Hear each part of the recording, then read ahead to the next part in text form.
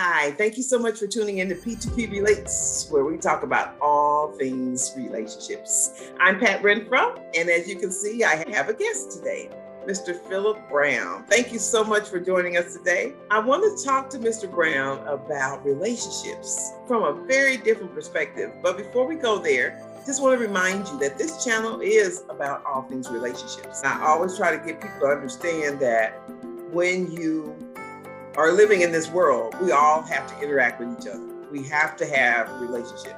Now, we could have funky relationship, we could have dysfunctional relationship, or we could have healthy relationship. But if we're not healthy, we don't know who we are, then our relationships are going to be jankety. But what I want people to understand is that when we go to church, even, we know most of the stuff the pastor said. He's not saying rocket science, but it's reminders that we need. So I'm on this channel to talk about foundational principles. I'm not covering every aspect of every kind of relationship people could ever get into. That's on you. But as you're getting into whatever it is you choose to get into, these principles about self-development, dating, marriage, business relationships, friendships, all that matters. And it shows up in whatever choices you make. So I'm here to give you foundational principles and to remind you about what works and what's not probably going to work. So today what I want to do is I want to have Mr. Brown talk to us about his perspectives on relationships. My question to you is, as a single man, what is your perspective on relationships? And in your opinion, how do you see single people out there managing their singlehood? Okay, there's so many groups of single people, so I have to stick with maybe just one prism because it's a whole bunch of them. So the first thing I got to do is just talk about the Christian relationships, okay? So people who believe in Christ, you should be aware of the rules there are as far as dating, which means no sex, that you are doing it with the intention of being married. This is for marriage. And then you have certain relationships where they're just for, you might have them for lifelong because they're just friends of yours, acquaintances, or you might have somebody that just helps you make it psychologically or intellectually or anything like that. It's non-sexual, more like agape love, you know, so you got those kind of friends. So you got friends, you got people who you're dating to get married, and then you got marriage relationships, which is outside what we're talking about. The first thing as far as that is, you still got the difference between a man and a woman. The woman's supposed to be waiting for these guys to come and date them. They're not supposed to be dating. They're not supposed to be going out and dating like they're the hunter. Women are not the hunter in the Christian book. In the book, they're not the hunter. Okay. Right. Right. So if you a hoe, then you know you're a hunter. A hoe is a cougar. If you're a cougar, you ain't trying to be in the book. You're just trying to be a cougar, try to get you some. So that might be your nature to get you some. But you being a single out there just woofing, no, that's not gonna happen. But if you're a Christian, the woman's supposed to wait on the man to come. The man is the one that's supposed to go out and looking for the woman. He has to pray, and hopefully he can pick the right one, and then praise the God, make sure he does the right thing before they get together and before he asks them to marry him, all that stuff. You know, you just try to get permission from God. So that's the matrix. So the matrix is the real pretty world where everything is perfect and all that other stuff. And then you have the real world. And the real world is you got people saying, oh, I love you guys, I love you and all that other stuff. But then they got a Facebook story. And in the Facebook story, that can only be seen by their friends. And for that woman, maybe 95% of her friends are men. And she just sitting up there showing cleavage and showing cleavage and being all sexual and all that stuff, and then got a caption to say, praise the Lord. All right, so then you got these women that are single, but they acting like they single out in the world because they got Facebook stories. So they showing these real nice pictures of their breasts, underclothes, and they got cleavage going on. And then they got I love you across the bottom and all of that stuff. And then the thing that gets me is that if you ain't trying to holler at all these guys just looking at this story, why they got 3 hearts and beautiful and wow and very pretty. It's already in there. You ain't even got to say nothing. They ain't even got to say nothing. You come up with the compliments for them, which means the women that you are reaching out to all these dudes or other women, probably, I don't know. It could be both ways. But if you're doing that, you're not doing it the book way. Now, if you just somebody and you know about God, but you ain't really Christian and you dating, but you want to keep it straight, when you do stuff like that, you fishing. Not catfishing, but you fishing. So if you fishing, just know you out there just trying to get your groove on and you hoeing it, you know, trying to get you some. So if you're doing that, you probably don't see nothing wrong with it. But if you're trying to be a Christian, that's a different story. We live by a different standard. So if you're doing that, you need to cut that out. Now, wait a minute. Okay, so we know, unfortunately, that there's lots and lots of different spiritual perspectives out there, tons and tons. So whether you're professing to be a Christian, practicing a Christian, or you're atheist, or you're whatever, you know, does it make sense to be doing all that on Facebook? Well, it depends on what lane you're in. Because see, in my mind, if it's not a moral issue, it's still probably ineffective for you in the long run. Well, it is, because like, let's say you single, and to me, if you have a boyfriend, you're still single, but you might be in a relationship with somebody, but you're still single. So let's say you're in a relationship with somebody, and then that person say, okay, I want you to be my girlfriend, my boyfriend. And then y'all together and y'all decide y'all not gonna date other people, then why you got a Facebook story saying, I'm thickness, I'm hot, I'm who you want. What, you know, and then you on Instagram talking about what's your favorite position?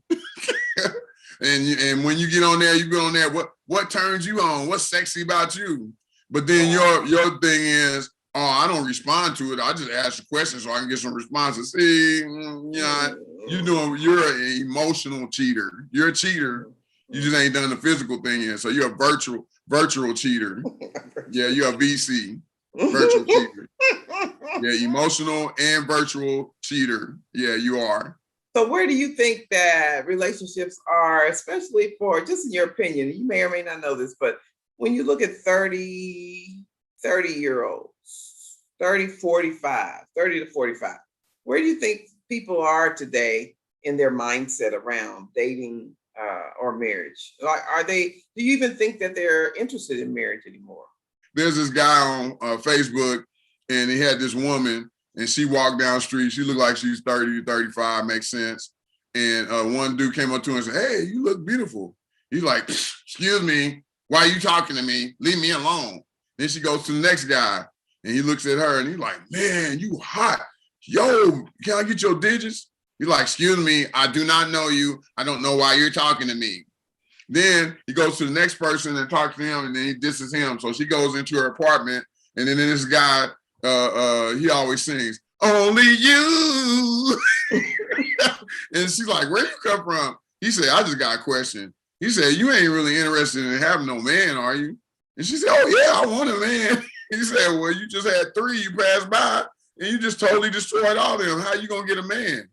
Well, they gotta have a job, and they gotta have this, and they gotta have that, and all this stuff going on. And they got guys coming to them, talking to them, but they can't even take it. You too old, you too young, you don't make enough money, they ain't the right car.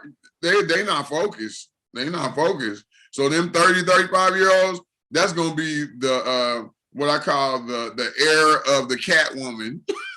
Because you're just gonna end up with a bunch of cats in an apartment somewhere. That's where you're gonna end up at. You're gonna be 70 years old with 50 cats. Yeah, you are. Because you think they're too particular these days. Too particular and don't really have no relationship goals, and they walk around like the boo-boo don't stink. And I mean, it's just something wrong with them. Now, the people that's 20-something, I would encourage them to not even think about getting no relationship. Just start working on your foundation, what your career is, find out what your passion is in your life, have friends. If you're gonna have a boyfriend, have about 12 of them. If you're gonna have a girlfriend, have about 15 of them that you just go out with and just have fun, kick it with, and they take care of the different psychological and physiological, all these different needs that you have. You got a friend that takes care of those. One of the things that helps my life is I always hang around people that's smarter than me, like the guy that set up my session. he's smarter than me. I like people that's intellectually superior to me. So that's the only people I hang around. If you ain't got no technical skills and you just as dumb as I am, you probably not gonna be hanging out with me. So that's one type of friend that I have. And I might have 10 other friends that do other things that I need to have done. I have friends that are very spiritual, where we gonna study the Bible and get down deep into it. You know, I got other friends. I haven't found one yet, but I'm trying to find a friend that likes to play basketball so I can get my 10-day contract of $148,000 because I've been on here for 30 minutes. So I got charge extra $2,000 to get my 10-day contract. But I just try to have friends like that. For the people that's younger like that, I encourage them to do that. Don't try to get no relationship. Now, if you find somebody, that's a blessing, but don't be looking for it. Just let it happen. And say why? Because when you're younger, you're really setting up your foundation, especially for a man. If a man is not settled in what he wants to do, he's not going to be a good mate, because that's the only thing he's concentrated on is if I'm good enough and can I support my family. We really don't want our women to work. We don't want my women to work. I don't. You don't? I want to have enough so whenever she wants, honey, I need a better car. All right, it'll be out there Wednesday at 4:30. Honey, I want a new dress. You don't know where Amazon is? Duh. That's cool. It's pretty interesting. You made the full gamut. You just went 360 degrees on the relationship. And I mean, your thoughts are kind of traditional and almost old school. Yep.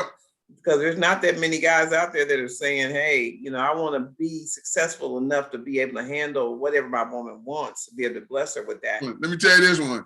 Them men is like that. They like the little kids in class where you hit them with a rubber band. They be like, oh, you hit me. Oh. Yeah, that's what kind of man those are. Literally sissy man. But you just got through criticizing the woman who looked at him and said, he ain't ready for me. And she blew him off, and you're like, you're being too picky. So which is it? I think you can go both ways. I'm just saying, in general, men want to be the providers. Like, even though he might not be as rich or as he is, that's why a lot of men might have trouble with the woman making more money than him, because he wants to be the one to take care of the home. And that's something that God put in him. That's not even something that you really get a choice from. Psychologically, we are bred to be the breadwinners, and we should want to be. Now, I'm not saying nothing wrong with you if you're not the breadwinner, but if every man I know that's worth his salt, he wants to take care of his family. I'm glad things are going good. The economy is opening up. My daughter come up and ask me, oh, Dad, I need, I'll be like, okay, cash out, bam, you done. She ain't got to worry about nothing. Right. Now, the problem with that is, inordinate number of pair of tennis shoes. I ain't not buying her no more tennis shoes. She ain't getting no more tennis shoes unless she give me put a pair in my hand so I can get them out of here. But that's one of my greatest feelings, that I can take care of. I can pay my child support and not even have to think about it. You know, I love it. Love it. So in response to what you just said, I really appreciate it. And I know that there are other thought processes that people have out there, different value systems that they have about relationships. And so I'm interviewing Mr. Brown, and that's his position. And that's what I wanted to hear today. I just want to say how critically important, as you progress in your life, that you really find out who you are. I agree with him that sometimes we're so busy thinking about what our relationship is going to look like and what kind of person we'd like to marry and what they've got to do or be or have or be about and all that. But are you clear about who you are and what you're about? Have you done your work? Are you stable? Are you settled? Are you whole? Are you complete? If you got to a place in your life where you would never again be married, or you found out you just weren't going to be able to get with somebody, could you find happiness as who you are right now? And I think that part of the problem I see in society today is that we're looking for hookups, but we're not really whole. And so we're trying to be fragmentedly going into a relationship, but we don't really know who we are, and we don't see the value in who we are. And as a result, we get into some messy stuff because we end up getting in relationships or making commitments based on emotions. And I'm telling you, the moment you decide that the reason you're going to marry somebody, or you're going to move in with somebody, or you're going to be single with someone else, is because they make you feel so wonderful and so loved and so complete, you're in trouble. and that relationship is in trouble. It doesn't mean it can't work, but I'm telling you, before you get to the other side of that thing where it's healthy and where it does work, you have paid a whole bunch of dues. Y'all have gone through a whole lot.